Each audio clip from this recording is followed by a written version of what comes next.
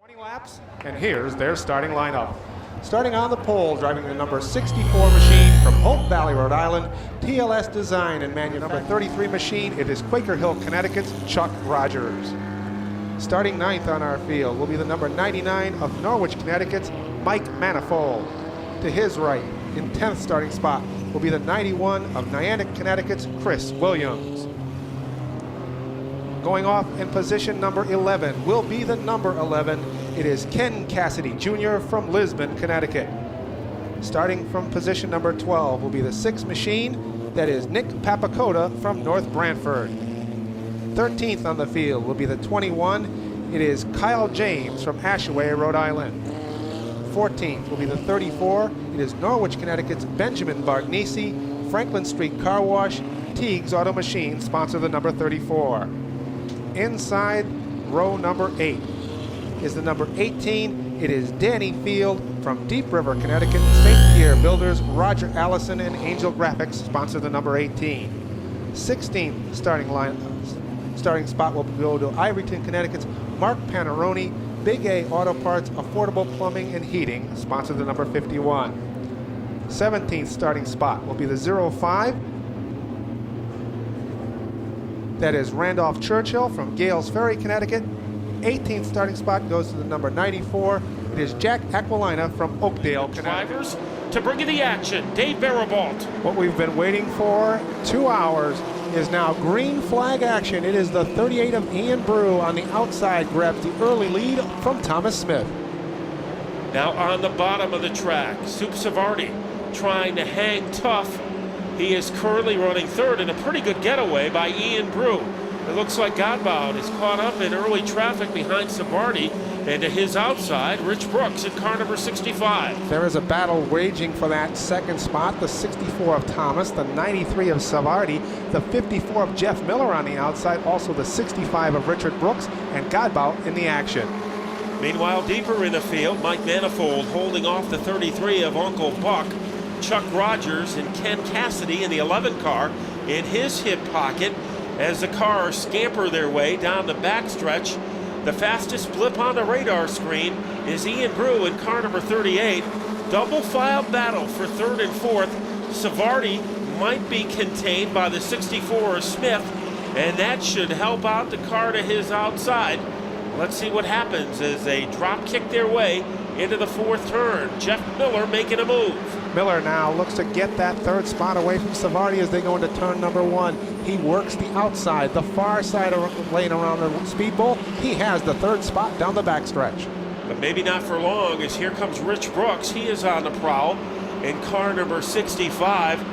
Brooks all over the 54 car like soot on a chimney as they head into turn number 1. Now Brooks tries the outside of the 54. He will fall back, a little hiccup there as Miller regains his run down the backstretch, holds on to that third spot as they come through turn number 4.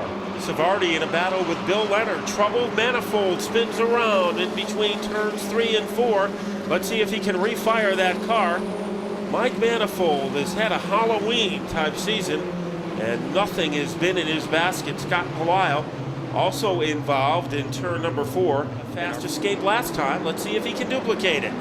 And Ian Brew once again gets the jump. He will lead them into turn number 1. Now this time Jeff Miller is on the inside of Thomas Smith, and they battle going off turn number 2. Almost a little 3-wide battle as Scott Belial has retired for this race in car number 50. 4 cars going for the number 2 spot. Miller has the advantage. Leonard coming on strong. So is Brooks, and Godbout seems to be pinned behind 3 other cars. Now Godbout starting to move. A little hiccup there by Thomas Smith. That allows the 8 machine of William Leonard. He has the third spot. Godbout runs 4th. And now Richard Brooks is on the inside. He wants the 5th position. Godbout taking the car to the outside against Leonard. So it's an indication that Godbout feels he must have a pretty sturdy race car. Deeper in the field, Chris Williams being pestered and nagged by Danny Field in car number 18. But the 91 of Williams continues to roll. Challenge for the lead. Jeff Miller has the inside advantage. They go into turn 2, and it's Miller time on the backstretch. Jeff Miller grabs the lead. Now it is Bill Leonard's time to go on the inside of Ian Brew. He races side by side. They come off turn number 4. It is Leonard by inches at the stripe. Here comes Godbout trying to get the nostrils of that car past the 8 of Leonard. So Godbout trying to get into the open air, and so is Rich Brooks.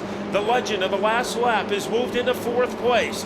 Miller has the lead, but there's some of the best in Speedbowl mini stock action ready to take a shot at him, including Danny Field, who has infiltrated the top 5. And now Joe Godbout begins his attack on the 8 of Leonard down the backstretch. Godbout on the inside, side-by-side racing as they come off turn number 4. It is Godbout and Leonard down to the stripe. Like BBs, they go into turn number 1. Godbout, who had the fastest car in practice, is trying to turn the master, a great engine builder, Jeff Miller, trying to turn the tables on him. Then it is Leonard right there. Here comes Brooks in 3rd. So Brooks is ready to strike.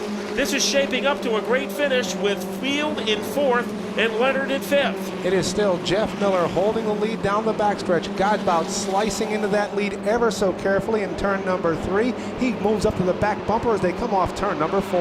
Wow, this was worth a wait. One of the best mini stock features of the season. Godbout looking for room, some elbow room, some breathing room underneath the 54 Miller. Couldn't find it that time. Also hanging tough is Rich Brooks. We know what he can do in the closing stages of a race. 5 laps to go. What will Godbout's game plan be as he tries to evict Jeff Miller from the penthouse? Godbout gives a peek to the outside as they go off turn number 2. He will fall in line and get a little bit of a run as they go into turn number 3. Right there is Rich Brooks running 3rd and Danny Field 4th. Godbout has room this time. He is trying to disco his way underneath the 54 of Miller. Might get a little tap from Brooks, a helping hand. Joe Godbout is pulled in front with 4 laps to go. Godbout takes the lead. Little trouble, but we stay under green. Is Panarone able to correct himself through the smoke?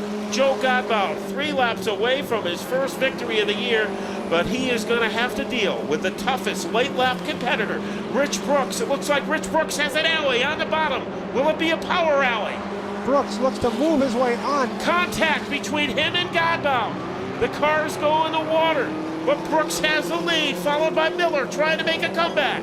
Just 2 laps left in the mini stock feature. It is the 65 of Richard Brooks. Now the 54 of Miller takes to the outside. He looks to get the lead away from Brooks. Side by side, they'll work their way off turn number 4. This time, just 1 lap left.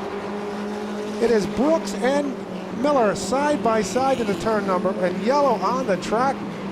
Green flag. A perfect start. It is Brooks inching his way out to the lead, but Miller right there on the outside. On Brooks's back bumper is the 18 of Field. Chris Williams looks to the inside of Field for that spot, but it's still the battle for first place. The 65 of Richard Brooks, the 54 of Miller. Miller on that outside line just inches apart, but they race the stripes side by side, nose to nose into turn number 1. Brooks on the inside, Miller on the outside. Field right behind them. As they come into turn number 3, Field gets contact. Brooks into the wall of turn number 3, and down to the stripe it will be Danny Field, the 91 of Chris Williams, the 11 of Ken Cassidy, and then we have Jeff Miller in 4th. Danny, tell us what happened on the last lap. I don't know. It looked like Richie and Jeff got together a little bit, and I don't know if Richie kind of got half up in front of Jeff, and the next thing I know, he was turned sideways, and that was it. He just was gone. And of course, your 5th win of the year, who's responsible? I want to thank Larry's Auto Machine for the motor. I want to thank Hayes Custom Cycles. I want to thank Jeff Berman. I want to thank my crew chief Rick Hansen, Cliff, everybody, my wife, everybody for coming every week. And it was good, fun. Well, we waited about 2 hours and 45 minutes for it, but we had an outstanding race led by our point leader,